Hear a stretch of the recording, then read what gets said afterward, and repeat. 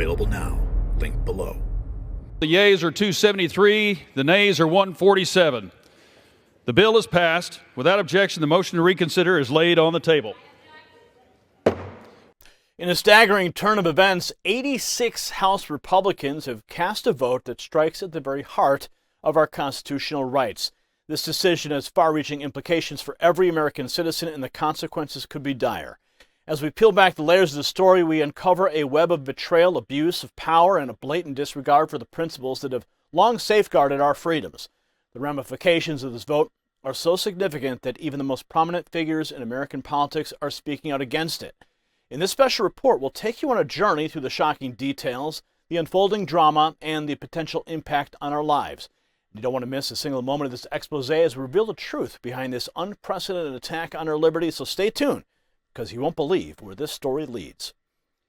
Now, folks, before we dive into this eye-opening report, a quick word from our fantastic sponsor, Get the Tea. Just like how we need to protect our Fourth Amendment rights from government overreach, we must also defend our bodies against harmful environmental elements. Get the Tea offers a unique array of supplements and herbal teas to help you do just that. Their flagship product, the tea itself, is my personal favorite. I have a monthly subscription, so I never run out. It's like having a constitutional amendment for your health. And with beach season around the corner, their Apple Cider Plus is a must-try. So visit getthetea.com. You'll find the link down below. And use code NEXTNEWS for an exclusive 10% off of your order. Protect your well-being with getthetea.com. Now, in a shocking display of disregard for our constitutional rights, 86 House Republicans voted against an amendment to the FISA reauthorization bill that would have required a warrant to prevent the government from spying on American citizens. This move has sent shockwaves through the political landscape as it exposes a willingness to sacrifice our Fourth Amendment protections for the sake of unchecked government power. FISA, or the Foreign Intelligence Surveillance Act, has been at the center of controversy in recent years, particularly after the revelations of the intelligence community's illegal surveillance of then-candidate Donald Trump's campaign during the 2016 election. This abuse of power played a significant role in perpetuating the baseless Russiagate narrative that haunted Trump's presidency. Representative Matt Gaetz, a fierce opponent of FISA abuse, he turned to social media to voice his frustration. He emphasized that FISA violations have occurred an astounding 250,000 times, involving unlawful searches and queries. Gaetz asserted that if the government intends to gather information on American citizens, it must obtain a warrant first. He stresses that the Fourth Amendment rights of Americans must take precedence, and Gaetz's remarks highlight the gravity of the situation and the pressing necessity for reform. Now, we're going to show you Gaetz. We've got a bunch of other reactions and some other things you need to see. So let's watch this first. Congressman, so you're against the reauthorization of the FISA bill. Why is that? We need a warrant requirement if there's going to be collection and searches regarding American citizens. Otherwise, what you face is a world in which the Fourth Amendment applies differently if you're in the digital space as opposed to in real life. And I think as more Americans live more of their lives online and as more connections in the digital world are global, we should be very wary of the expansion of authorities that have been really abused. In the last Inspector General report, it was over 250,000 times that this law had been violated with illegal searches and queries. I think they were breaking the law about 38 times an hour. So that's a good basis to constrain those authorities. But the FBI director today was making the case that this is perhaps the most dangerous threat environment since 9/11. He's saying this is a vital tool. Are you concerned that you're weakening our resolve? Well, you know what would be a vital tool to address the most dangerous threat environment? A secure border. Like if Director Wray and the Biden administration are real fired up about the threat environment, then we should reinstitute Trump policies at the border. But the fact that they allowed the border to be open is not a basis for them to violate people's civil liberties. This is kind of a strange conversation we're having here. I'm a conservative Republican. You guys often call me far right, but here I'm the one arguing for the more aggressive approach to the protection of civil liberties, and it's indeed the Biden administration that's a little nosier and pro-snooping. Congressman Joyce, a colleague of yours from Ohio, says this is a vital law that should be renewed.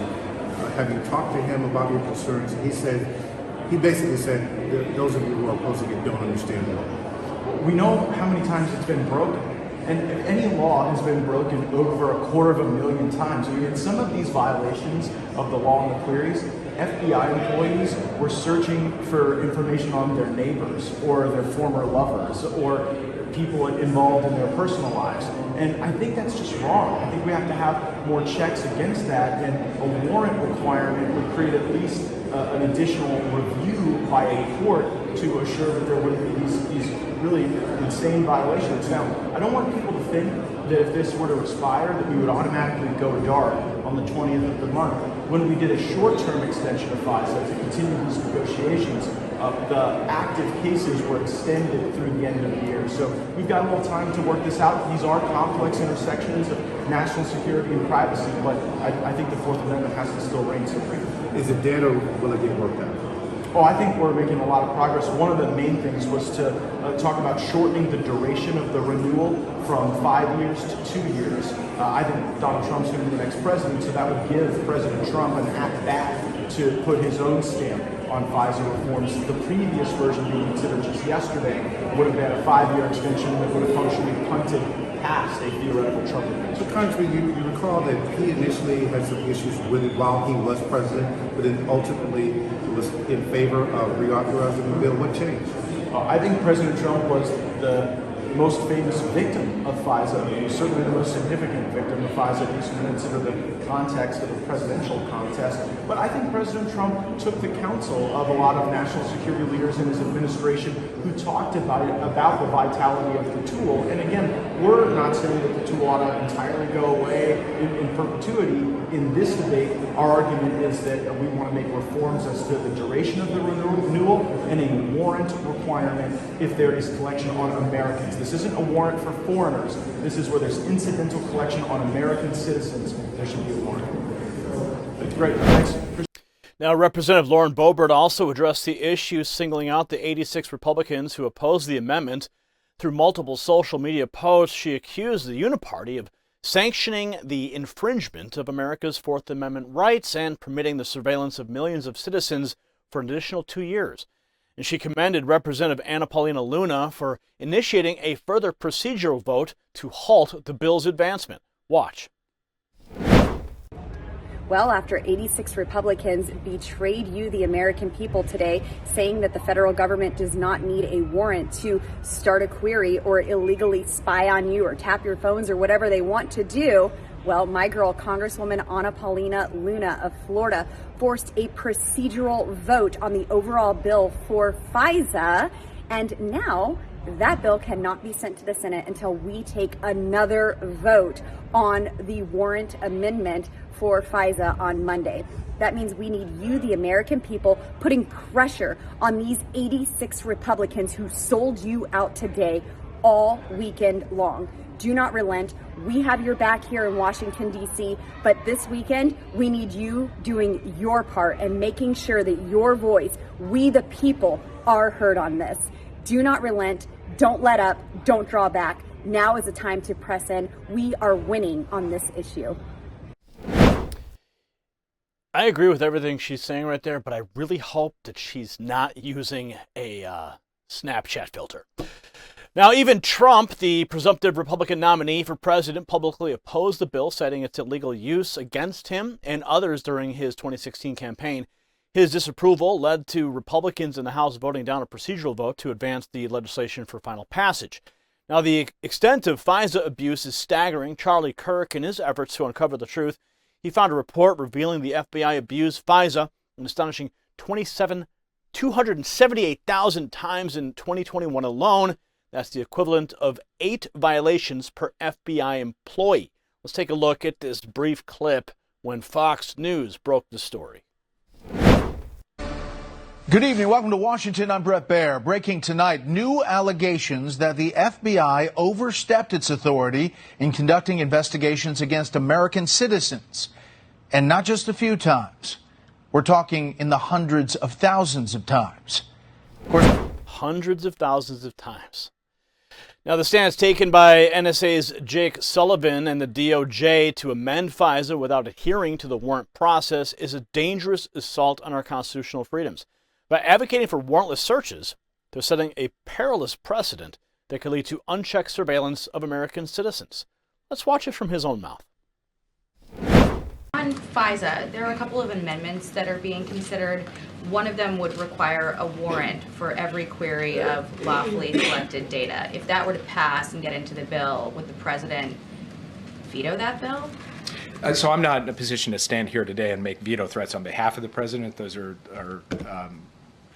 decisions for him to make. What I will tell you is that we do not believe that that serves the national security interests of the United States. And in fact, today I will be making that case to a number of members.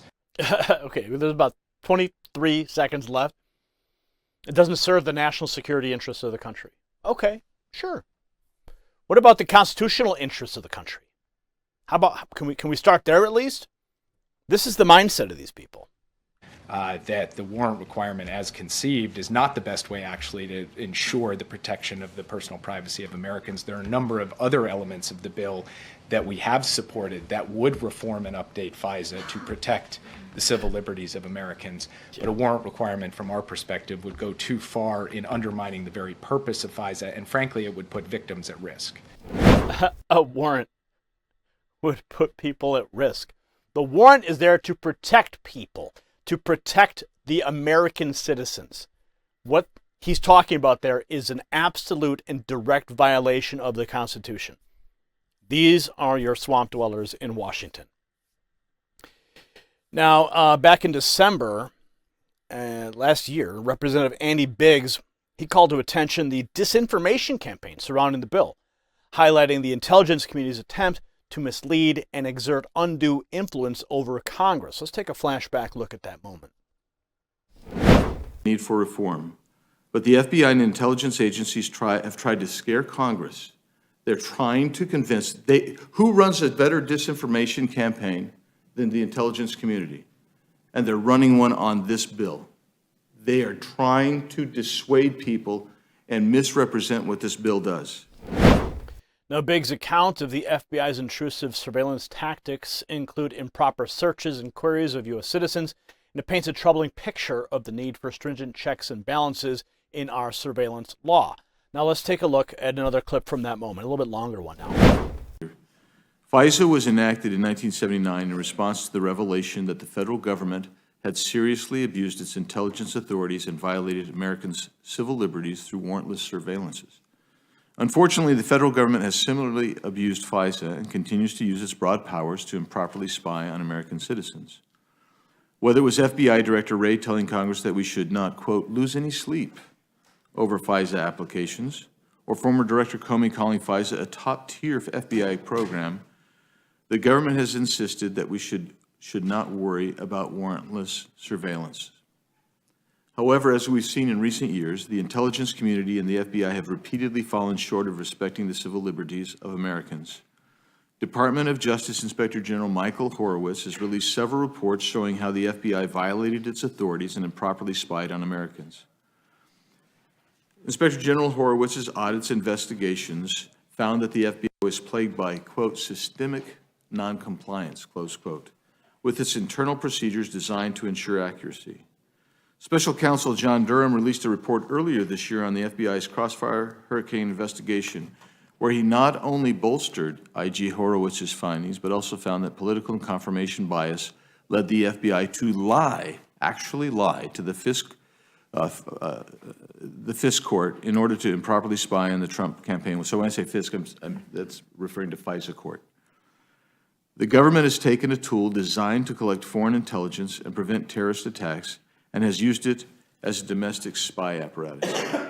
In 2021, the FBI queried the communications of more than 3.3 million U.S. persons. They queried more than 3.3 million U.S. persons.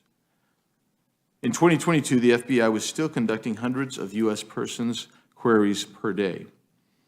A recent FISA court opinion revealed that in recent years, the FBI conducted more than 278,000 improper searches of U.S. persons' communications. The FBI improperly queried a member of the House, a United States senator, a state senator, and a state judge, all without following their own internal proper procedures. The FBI searched the communications of more than 19,000 donors to a congressional campaign. Why? The FBI stated reason was that they wanted to know if the donors were being influenced by foreign adversaries.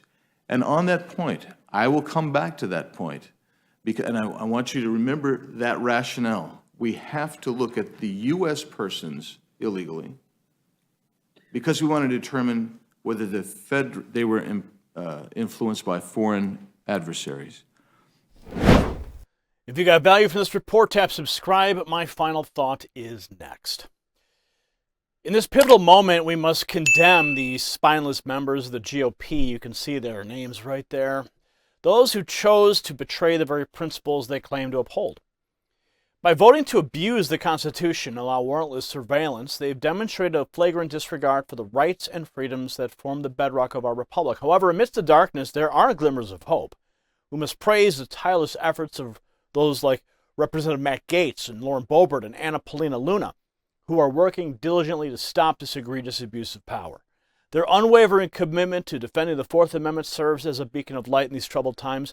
As Americans, we must recognize the grave dangers posed by warrantless surveillance, a blatant threat to the very essence of freedom that our founding fathers fought so hard to establish. It is our duty to stand firm, to resist erosion of our rights, and to ensure that the principles enshrined in our Constitution remain unassailable. Only by holding our representatives accountable and demanding an end to unconstitutional overreach can we preserve the liberties that define our great nation. Congratulations, you made it to the end of the video. Now keep up your quest for truth with this next news report. And if you found our channel enlightening, join the millions who agree with you. Tap subscribe. Thank you for watching the Next News Network.